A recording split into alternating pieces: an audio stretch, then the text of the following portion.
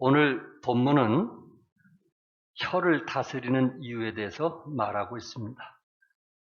사도 야고보는 예수님의 혈육적 친동생입니다. 어느 날 성령의 감동을 통해서 변화가 되어서 야고보서를 기록할 수 있는 기자가 되었습니다. 그러면서 이 야고보서 그 내용 자체는 구원 문제보다는 생활면을 강조하고 있습니다. 사도 야고보는 예루살렘 교회의 첫 번째 담임 목사로서 30년 이상 한 교회에서 목회를 했습니다. 30년 동안 그 교회 중에 첫 번째 교회였던 예루살렘 교회의 담임 목사가 되었다는 것은 얼마나 축복인지 아시겠죠? 그 교회에 30년 동안 목회하면서 이제 나이가 많이 들어서 참 성령의 감동함을 받고 그 교회에 목회하면서 가장 큰 문제점이 뭔가 하는 것을 생각해 보면서 자기가 이제 목회했던 그 교회의 문제를 다루고 있습니다. 그러면서 야고보서 자체는 성공적인 삶의 지침서로서 성공적인 삶을 살아가는 사람은 어떻게 살아야 되는가 하는 부분을 터치하고 있습니다. 그 중에 오늘 혀를 다스릴 줄 아는 사람이 결국 사회에서 성공할 수 있다라는 말씀을 하고 있습니다. 여러분이 이미 잘 아시는 대로 원스타나 투스타, 사단장 되기 위해서 그 길이 쉬운 건 아니거든요. 근데 어느 날 화장실에, 고속도로 휴게소에서 화장실에서 어떤 사람에게 욕 한 번 했다고 결국은 전역을 해야만 되는 안타까운 소리를 우리는 듣습니다.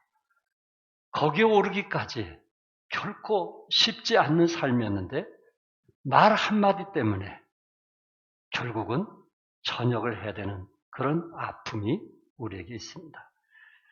이처럼 성공하는 사람들, 앞에 리더자로 서서 나아가는 사람들은 항상 이 말에 대해서 조심하지 않고는 한순간 모든 것을 이룰 수 있다는 것을 보여주고 있습니다.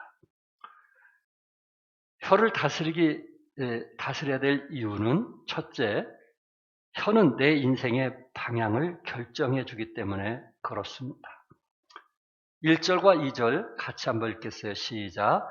내 형제들아, 너희는 선생된 우리가 더 큰 심판을 받은 줄 알고 선생이 많이 되지 말라. 우리가 다 실수가 많으니 만일 말에 실수가 없는 자라면 곧 온전한 사람이라 능히 온몸도 굴레를 씌우리라. 여기에 사진에 보면은 소가 굴레를 씌우는 것을 보게 됩니다.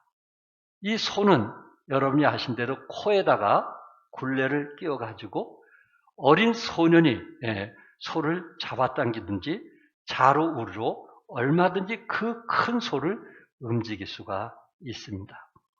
이처럼 말에 실수가 없도록 하기 위해서 온몸도 굴레를 씌우라. 이렇게 성경은 말씀하고 있습니다. 사실 야고보는 이 교회 공동체 생활에 있어서 두 가지 요소를 말씀하고 있는데 첫째는 1절에서 선생, 곧 말씀과 가르치는 교회 지도자의 자격에 대해서 말하고 있고요. 둘째는 2절과 3절의 일반 공동체 회원들에 대해서 말하고 있습니다. 그러면서 이 혀에 대해서, 말에 대해서 얘기할 때 2절에 우리가 다 실수가 많으니 만일 말에 실수가 없는 자라면, 이 말에라는 그 단어의 뜻은 헬라 수거로서 공적인 말에 실수가 없는 자란 뜻입니다. 그러니까 저처럼 공적으로 말을 할 때 실수 없는 사람, 목사를 포함해서 그 당시 교사들을 두고 말하는 것입니다. 그런데 사도 야고보가 예루살렘 교회에서 사역을 30년 이상 하면서 이 교사들 가운데 말을 함부로 하고 생각 없이 함을 통해서 사람들이 상처를 받고 힘들어했던 것을 몸소 체험을 하면서 이 말의 중요성에 대해서 이야기를 하면서 혀에 굴레를 씌우라 이렇게 말하고 있습니다. 사도 야고보는 선생의 자격은 만일 말로 범죄하지 않는 자면 온전한 사람이라고 했는데, 그렇다면 선생은 완벽해야 되는가? 그런 뜻은 아니고요. 여기 온전한 사람이란 죄가 없거나 결백한 의미에서 완전함을 말하는 것이 아니고요. 잘 갖춰진 영적 성숙함을 온전함이라고 말을 합니다. 그러니까 자신의 성숙을 위해서 시간을 투자하고 발버둥 치면서 영적인 성장을 위해서 기대하면서 살아가는 사람들을 말하고 있는 것입니다. 초대교회 당시에는 교회에서 선생이란 직임은 권위와 존경과 명성을 얻고 있었습니다. 신약 성경만 보더라도요, 성도를 온전케 하여 봉사일을 하게 하며 그리스도의 몸을 세우는 일을 누가 할까요? 에베소에 보면은 사도가 나오고요, 선지자가 나오고요, 복음 전하는 자가 나옵니다. 그런데 사도와 선지자는 이미 지나간 거거든요. 복음 전한 자, 빌레그람 목사님처럼 전 세계를 다니면서 전하는 사람, 그 부분을 복음 전한 자를. 그리고 교회는 누가 있냐면은 목사와 누가 있어요? 교사가 있어요. 목사와 교사를 동일하게 보았습니다. 그만큼 가르치는, 영적으로 가르치는 사람을 중요시 여겼다는 것입니다. 그런데 그 교사들이 그 혀로 그 역할을 못하기 때문에 성도들이 상처받는 그 아픔을 보면서 아쉬워서 이 이야기를 하는 겁니다. 안디옥 교회도요, 지도자가 누구였냐면 그 당시 선지자와 교사들을 언급했고요. 고린도전서 12장에 보면은 사도와 선지자 다음에 누가 언급되어 있냐면은 교사를 언급하고 있습니다. 교사. 그만큼 하나님의 말씀을 가르치는 사람을 그 당시에는 아주 중요시 여겼고 많은 사람들이 그들을 존중했습니다. 여기서 중요한 것은 사도와 선지자는 전국을 순회하면서 말씀을 전했지만 그 교회에 남아있는 사람들은 누구냐면은 교사는 한 지역 교회에서 평생 몸담고 사역을 하는 분들을 말하고 있습니다. 그러다 보니 교사는 당시에 인기 직종이었고요. 유대인 부모들은 아들을 낳으면 우리 아들도 랍비가 되었으면 하는 소망을 누구나 가지고 있을 만큼 랍비, 선생이란 직분은 그 당시 존경받는 직책이었습니다. 그러다 보니 교회 공동체 내에서 미숙한 사람들도 선생이 되고자 했던 겁니다. 내가 선생이 되면 존중을 받았고 또한 그 권위가 있어 보이니까 대부분 선생이 되고자 하는 그런 열망이 강했어요. 그러다 보니까 이런 사람 저런 사람이 막 선생이 되다 보니까 미성 속에서 가르치는 일을 하다 보니까 그 가르침 속에서 사람들이 상처를 받고 아픔을 겪는 것입니다. 사도 야고보는 예루살렘 교회에서 이런 그 많은 무리들이 모이는 속에서 이런 교사들이 있음을 통해서 성도들이 위로와 격려와 힘을 얻고 돌아가야 되는데 참 그렇지 못하는 것을 보면서 아픔이 있었던 것입니다. 그래서 1차적으로는 교사, 목회자를 두고 여기에 혀에 굴레를 씌우라 이렇게 말씀을 했고요. 두 번째는 그 예루살렘 교회 성도들 간에 교제할 때 입에 굴레를 씌우면서 조심스럽게 말을 하라 이렇게 성경은 말씀하고 있습니다. 그래서 오늘 본문의 사도 야고보는 선생이 많이 되지 말라 하고 말했어요. 서로 선생을 되고자 하니까 선생이 많이 되지 말라 하고 이 말은 명령어로 사용하고 있습니다. 그러니까 좀 미성숙보다는 성숙한 사람이 교사가 되면 더 많은 사람을 위로하고 격려할 것 같은데 미성숙한 사람이 앞서다 보니까 오히려 상처와 아픔을 주는 경우들이 있다는 것입니다. 만일 함부로 선생이 되면 큰 심판을 받을 것을 말씀하면서 오히려 많은 사람이 선생 되기를 두려워하라 하고 성경은 말씀하고 있고, 만약에 선생이 됐다면 실수하지 않기 위해서 능히 온몸도 뭐를 씌우라 그랬어요? 굴레를 씌워라. 굴레.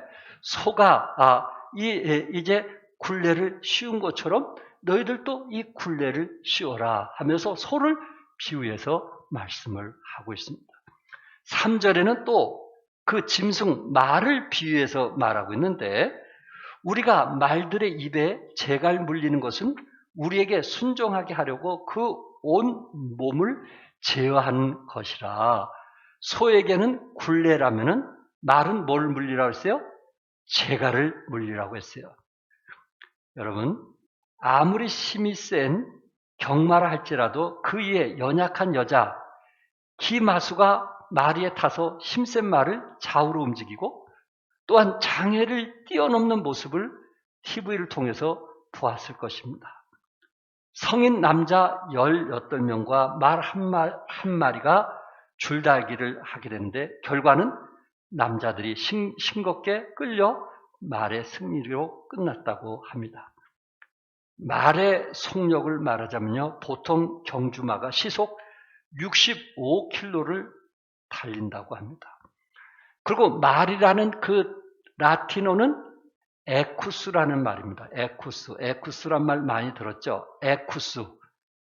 라틴어로 에쿠스예요. 힘 좋고 잘 달린다는 의미에서 현대 고급 세단에 에쿠스 이름을 붙인 것입니다. 이렇게 강한 말을 사람 뜻대로 조종하는 것이 뭐냐면은 뭐예요? 재갈이에요, 재갈. 말의 입의 구조를 보면 앞니 6개와 앞니 6개가 위아래 나 있고요. 앞니와 어금니 사이에 공간이 있습니다. 그 앞니와 어금니 그 사이 공간에 재갈을 끼워 넣는 것입니다. 재갈에 묶인 끈을 좌우로 잡아 당길 때 아픔을 느끼기에 그쪽으로 머리를 돌리며 방향 전환을 하도록 훈련하는 것입니다. 재갈은 작지만 힘센 말을 이리저리 움직이는, 주인이 원하는 대로 갈 수 있다는 것입니다. 이처럼 혀는 우리의 인생의 방향을 결정지을 수 있습니다. 우리의 작은 말 한마디가 우리의 전 인생에 영향을 미칠 수 있다는 것입니다. 그래서 우리 입에 굴레나 재갈을 씌워서 하나님이 기뻐하시는 그러한 사람이 되기를 원하고 있는 것입니다. 4절에서는 뭘로 비유했냐면은, 또 배를 보라. 그렇게 크고 강풍이 밀려가는 것들을 지극히 작은 키로서 사공의 뜻대로 운행하니, 큰 배라 할지라도 사공의 뜻대로 운행한다고 했거든요. 본문에서 혀에 대해서 배에 뭘로 비유했어요? 작은 키로 비유를 했어요. 아무리 커다란 배라 할지라도 파도와 바람과 또한 그러한 그 바닷가를 이제 가르며 나아갈 때 이 작은 키, 운전대에서 그 역할을 한다는 것입니다. 오래전에 여송계 주최로 울릉도와 독도를 갔을 때도 여객선이 엄청나게 커서 거기에 수백 명 사람이 타기도 했고요. 또한 물건도 많이 실렸는데, 그 작은 키 하나로 배 방향을 정하면서 안전하게 항구에 도착하는 것을 보았습니다. 그 파도 속에서도 배가 원하는 곳에 도착하는 것을 보았습니다. 부산에서 배를 타고 미국 샌프란시스코 항구로 가야 하는데, 만약에 5도만 남쪽으로 방향을 잘못 잡으면 엉뚱하게 멕시코로 가버리고 만다는 것입니다. 그 키 하나 역할이 얼마나 중요한지 아시겠죠? 그렇기 때문에 우리는 빨리 가기보다는 어떻게 가야 되겠어요? 바른 길로 갈 수 있기를 바랍니다. 이처럼 우리 혀를 어떻게 쓰느냐에 따라서 운명이 바뀌어지는 거예요. 우리 혀를 어느 쪽으로 방향을 맞추냐에 따라서 우리 인생이 달라지는 것입니다. 우리나라 속담에도 말에 대하여 비유한 말들이 많이 있습니다. 말 한마디로 뭐예요? 청량빛을 갚는다 그랬어요. 같은 말을 해도 그 말 한마디. 말이 씨가 된다 그랬어요. 정말 그렇게 그 말이 씨가 돼서 우리 안에 그런 좋은 열매든 안 좋은 열매든 맺는다는 거예요. 혀 아래 독기 들었다. 독기 들었다. 혀 아래. 어떤 분은 독이 있다는 말인데 독기 들었다. 독기. 말을 하는데 아래 독기가 들어있으니까 그 말을 통해서 깊은 상처를 받을 수 있다는 거예요. 말을 하면 그 사람에 뭔가 독기가 있어가지고 상처를 주는 경우들이 있어요. 활은 쏘고 주어도 말은 하고 못 죽는다. 발 없는 말이 어떻게 해요? 천리를 간다. 낱말은 새가 듣고 반말은 쥐가 듣는다는 말이 있습니다. 이런 속담들은 우리 조상들이 삶에서 경험한 지혜입니다. 말에는 천리길을 가듯이 큰 영향을 준다는 것입니다. 우리가 누구와 어떤 말을 하느냐에 따라서 그것은 천리길을 간다는 거예요. 그러니까 우리가 말을 거르지 않고 하게 됐을 때 오히려 우리의 품격이 참 잃게 되는 아픔이 있을 수 있습니다. 두 번째, 혀는 나의 소유를 파멸시킬 수 있습니다. 혀가 내 인생의 방향길을 결정해 주기도 하고요. 두 번째, 혀는 나의 소유를 파멸시킬 수도 있다는 거예요. 5절 한번 같이 읽겠어요. 시작. 이와 같이 혀도 작은 지체로 돼 큰 것을 자랑하도다. 보라, 얼마나 작은 불이 얼마나 많은 나무를 태우는가. 3절에서 말의 입과 그 온몸의 비유로서 말들의 입에 재갈을 물려서 말이 사람의 말을 잘 듣게 하자는 것이고요. 4절에서는 배의 키와 배의 비유로서 배는 아무리 커도 그 작은 키를 잡은 사공이 원하는 방향대로 갈 수 있다는 것을 말씀하고 있고요. 지금 5절에 있는 말씀, 본문에 있는 말씀은 사람의 혀와 사람의 자체의 비유로서 혀도 작은 지체로 돼 큰 것을 자랑하도다. 우리 혀가 큰 것까지도 자랑할 수 있다는 거예요. 그런데 이것이 작은 불이 얼마나 많은 나무를 태우는가. 어떤 경우는 자기를 자랑하다가 자기가 그 교만해서 넘어지는 경우들이 있고요.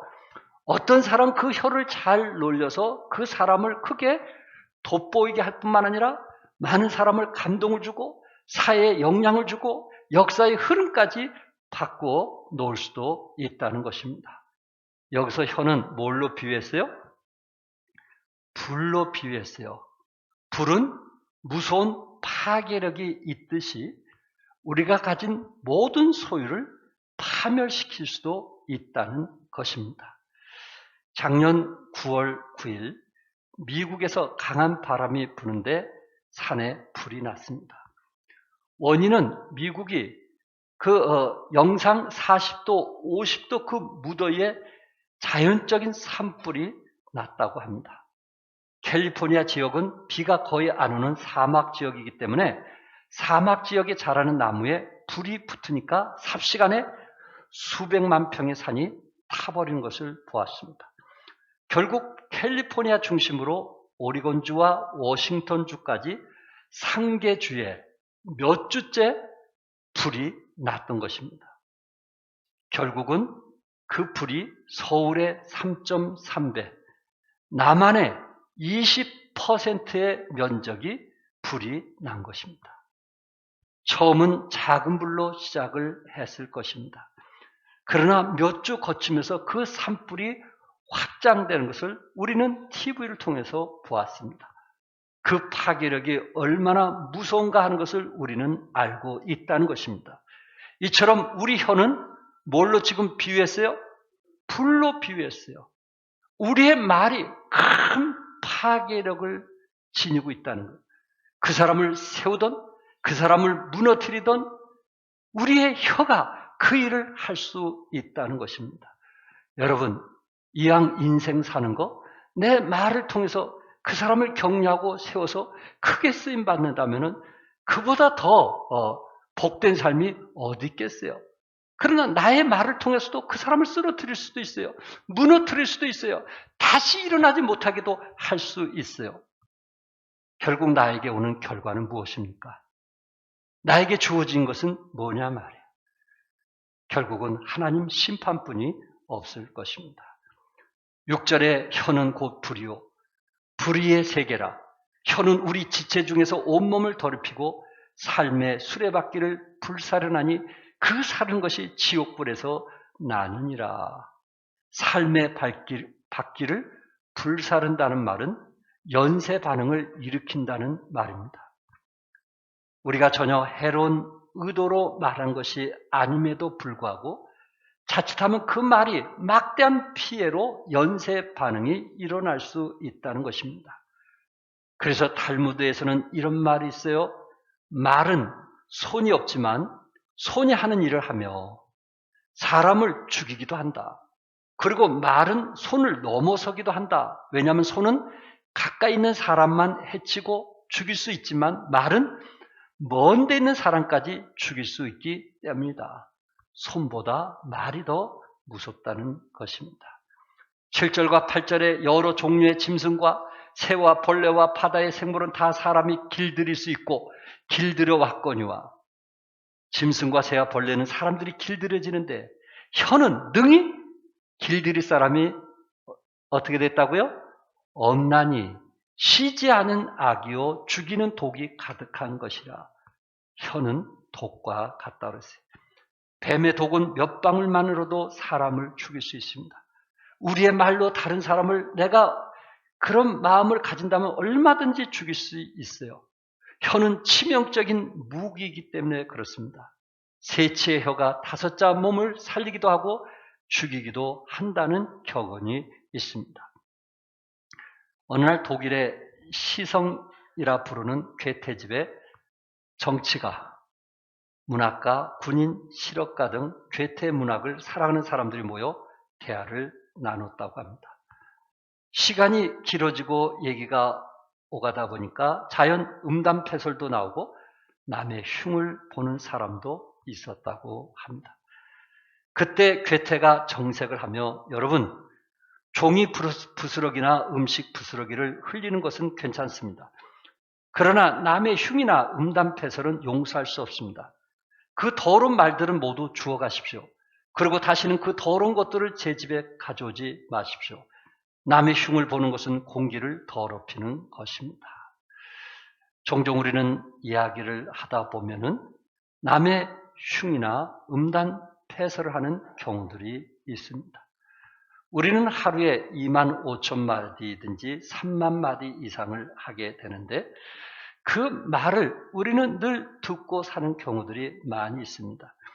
여러분들이 그 말을 걸러서 듣지 않는다면 그 말이 우리에게 씨가 돼서 30배, 60배, 100배 열매를 맺게 되는데 안 좋은 열매를 맺을 수도 있다는 거예요. 그렇기 때문에 말하는 사람도 조심해야 되지만은 듣는 사람도 걸러서 들을 수 있길 바랍니다. 저분이 조금 힘들어서 그렇구나. 피곤해서 그렇구나. 지쳐서 그렇구나. 요새 좀 어렵구나. 그렇게 해서 걸러서 들으면 좀 상처가 덜 받는데 저분이 왜 나에게 이렇게 얘기하지? 이러면 우리는 깊은 상처로 남을 수가 있습니다. 그런 경우 어떻게 돼요? 결국은 나의 소유까지도 파멸할 수 있다는 것입니다. 왜? 우리가 더 소망과 희망을 갖기보다는 내 몸을 그냥 세상에 내던지는 술과 마약으로 세상살이 할 수도 있다는 것입니다. 세 번째, 혀는 내가 어떤 사람인지를 나타내 주기 때문에 그렇습니다. 이 혀를 통해서 말할 때 저분은 이런 사람이구나. 저분의 품격은 이런 거구나 하는 것을 말을 통해서 우리가 알 수 있습니다. 10절에 같이 한번 읽겠어요. 시작. 한 입에서 찬송과 저주가 나오는도다. 내 형제들아 이것이 마땅하지 아니하니라. 혀는 나의 진짜 성품을 나타내 줍니다. 내 안에 무엇이 들어있는 것을 그냥 보여주는 것입니다. 우리는 입으로 여러 가지 것들을 말합니다. 주일이면 교회 옵니다. 우리의 입을 가장 귀하게 사용하는 것은 하나님을 뭐 하는 것일까요? 찬양하는 것일 겁니다. 기도하는 것일 것입니다. 그런데 그 입으로 우리는 사람을 욕하고 저주해서는 안 된다는 것입니다. 이해 못하는 것이 있다면 내가 사랑하는 사람들에게 그렇게 사랑스럽게 대하다가 순식간에 거칠고 차갑게 대하는 것이 어떻게 가능할까? 어젯밤만 해도 그렇게 좋았는데 아침에 일어나서 정말 싸늘한 그런 모습, 이걸 어떻게 이해할 수 있을까? 여러분 살아가면서 그런 거 느끼지 않아요? 어젯밤만 해도 당신 없으면 난 못 산다고 그렇게 얘기했던 사람이 오늘 아침에 뭐 하나 실수했다고 그렇게 싸늘하게 대할 수 있을까? 그럴 때 종종 이해가 안 될 때가 많이 있습니다. 마가복음 7장 21절과 22절에 속에서 곧 사람의 마음에서 나오는 그것은 악한 생각, 곧 음란과 도둑질과 살인과 간음과 탐욕과 악독과 속임과 음탕과 질투와 비방과 교만과 우매함이니 이 모든 악한 것이 다 속에서 나와서 사람을 더럽게 하느니라. 그러니까 입에서 나온 것이 아니고 어디서 나온 거예요? 마음에서 나온 거랍니다. 마음. 내 마음을 깨끗하게 하지 않으면 나도 모르게 나오게 된다는 거예요. 그러므로 나무도 좋고 열매도 좋다고 하든지 아니면 열매도 나쁘고 나무도 나쁘다고 말해야 이 말이 맞는 거예요. 하는 일은 선하다고 인정하면서 그 일이 어떻게 악한 영을 통해서 나와서 비난할 수 있겠느냐 하는 것이 예수님이 우리에게 주신 메시지입니다. 가지에 맺히는 열매가 좋으면 무슨 나무예요? 좋은 나무예요. 악한 열매만 맺는다면 그것은 무슨 나무예요? 나쁜 나무입니다. 그 나무는 베어 버려야 합니다. 입에서 나오는 말이 나쁜 말이면 그 마음에 더러운 것이 가득한 것입니다. 결국 마음에서부터 행동으로 나타난다는 것입니다. 말이 부정적인 사람은요, 마음에 두려움이 많기 때문이라고 합니다. 자랑을 늘어놓기 좋아하는 사람은요, 그 마음이 불안하기 때문이랍니다. 음란한 이야기를 늘어놓는 사람은 그 마음이 청결하지 못하기 때문이고요. 비판적인 말을 하는 사람은 마음에 쓴뿌리가 많기 때문에 상대방에 대해서 비판적인 말을 많이 한다고 합니다. 반면 항상 다른 사람을 격려하는 말을 하는 사람은 마음이 행복하기 때문이고 부드럽게 말하는 사람은 그 마음에 사랑이 많기 때문이라고 합니다. 한 연구가가 사람이 1년 동안 하는 내용을 책으로 펴내면 400페이지 책 132권을 출판할 수 있다고 합니다. 한 사람이 132권의 책을 출판할 정도로 그렇게 우리가 많은 말을 하고 산다고 합니다. 영국 배우 윤석화 씨가 아이를 입양해서 키우면서 여러분이 흔히 잘 들은 말인데 그는 그 아이를 가슴으로 낳은 아이라고 부르고 있습니다. 같은 아이라도 입양한 아이를 가슴으로 낳은 아이라. 가슴으로. 내가 몸으로 낳지 않았지만 내 가슴으로 낳은 아이다. 같은 말에도 얼마나 마음이 와닿아요. 작은 평화라는 책에서 그 입양한 아이에 대해서 이렇게 표현을 했어요. 너는 나의 인생에 있어서 가장 큰 선물이었단다. 하늘이 나를 위해 주셨다고 감히 말하고 싶구나. 네가 나에게 이토록 소중한 선물이 되어 주었듯이 너도 많은 이들에게 선물이 되는 사람이기 바란다. 얼마나 좋은 말일까요?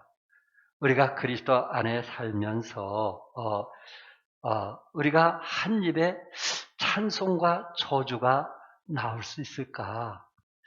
어느 날 찬양하면서 그것을 찬양하던 그 입술로 다른 사람을 저주할 수 있는 그런 이율배반적인 일들이 일어날 수 있을까? 말에 일관성이 없는 그 샘 한 구멍에 단물과 짠물이 동시에 나타나는 그런 일이 있어서 되겠는가? 미국의 가정사역자인 캐롤 레드는 자녀를 크리스찬 리더로 키우는 7가지 원리라는 책에서 가장 자녀를 잘 키우는 이상적인 방법 몇 가지 얘기했는데 그 중에 제일 좋은 것이 격려의 힘이라는 거예요. 격려의 힘. 격려해 줄 수 있는 그 어머니. 이게 엄청나게 자녀들에게 힘이 된다고 합니다. 그래서 이 캐롤 레드는 메모지나 카드에 칭찬 한두 문장을 적어서 아이들의 베개 위, 도시락 안, 신발 속, 방 문에, 이불 속, 교과서나 성경 갈피에 적어 둔다고 합니다. 조그만 카드에다가 나는 너를 사랑한다. 아버지도 너를 사랑한다. 아들이 요새 열심히 공부하니까 내가 살맛이 나네. 우리 아들 미래가 보이네. 하면서 그 작은 메모지에 이런 좋은 글을 써서 항상 아이가 보고 용기를 가지고 희망을 가지고 살도록 한다는 것입니다. 그렇구나. 참 이 칭찬과 격려. 하나님께서 우리에게 혀를 주었을 때 한 사람을 살리고 죽이기도 하는 것이 이 혀에 있다면 우리는 같은 말을 하더라도 참 필요한 말, 옳은 말이 아니고 필요한 말. 항상 옳은 것이 상처를 주니까 부부지간에 항상 옳은 말을 하니까 상처받는 거 아니에요?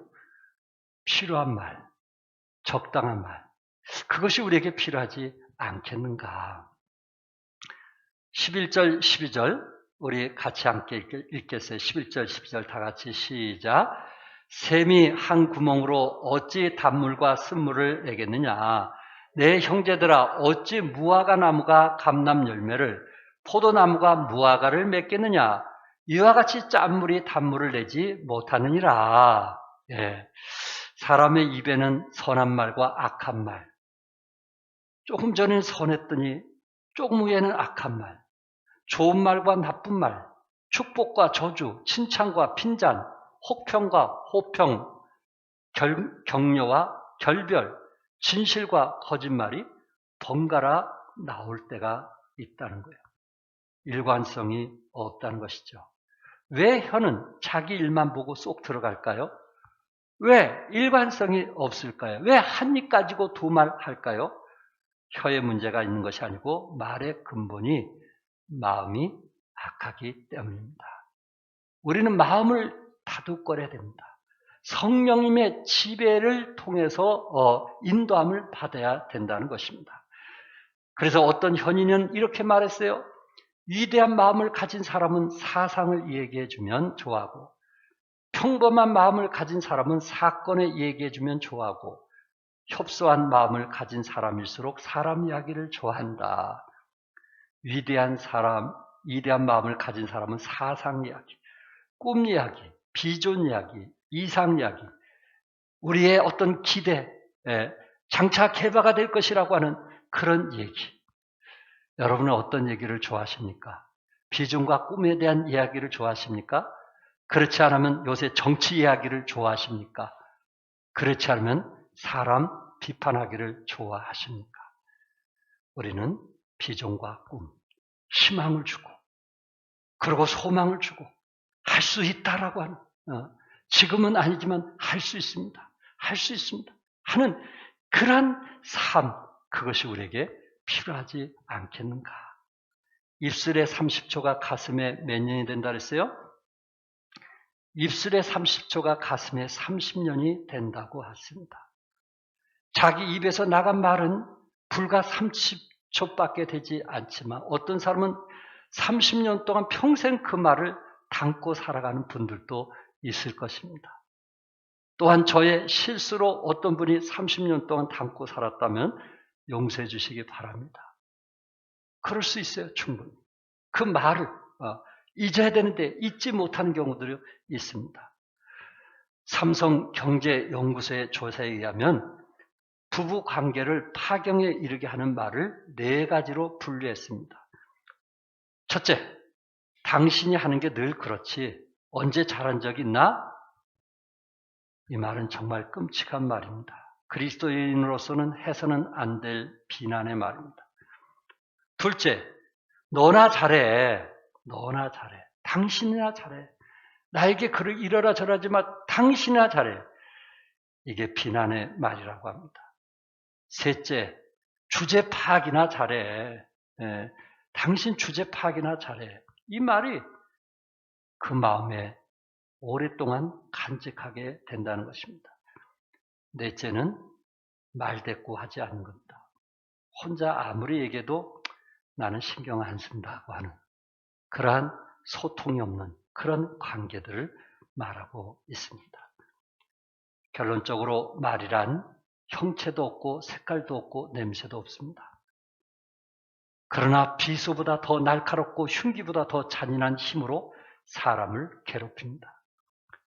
말은 우리 사람의 뼈를 쪼갤 수 없으나 마음을 부순다고 합니다.